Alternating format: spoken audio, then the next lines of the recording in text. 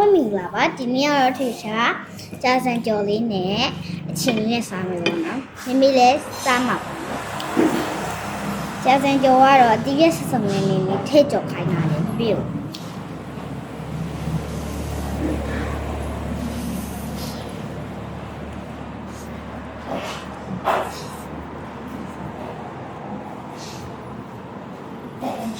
အရင်စားကောင်းတယ်အချင်းလေးကတော့စားတယ်မေကိုလိုက်တုတ်ပြီးဟာ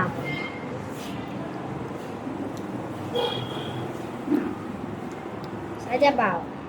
ကြည့်မယ်ရှင်လေးနဲ့ရောစားကြပါ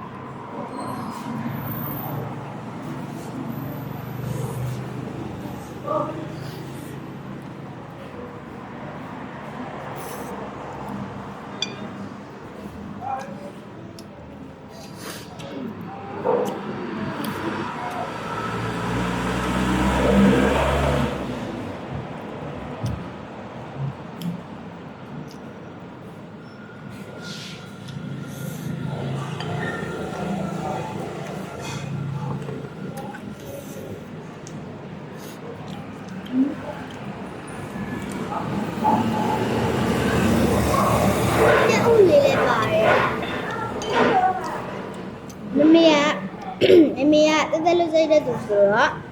ကျက်ဥတို့ပဲအဲ့ဒါပဲနေနဲ့ကြော်တာနော်အဲ့ဒါစားကောင်းလားပေါင်းမလေးဆိုရင်စားကောင်းလားမူးနေရပဲ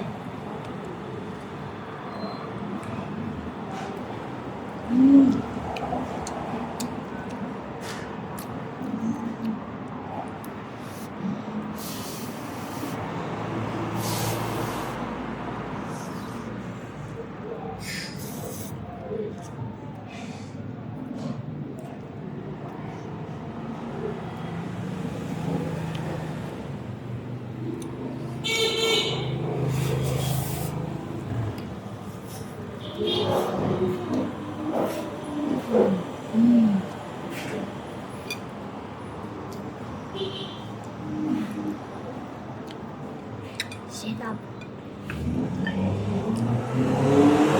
你到讲下头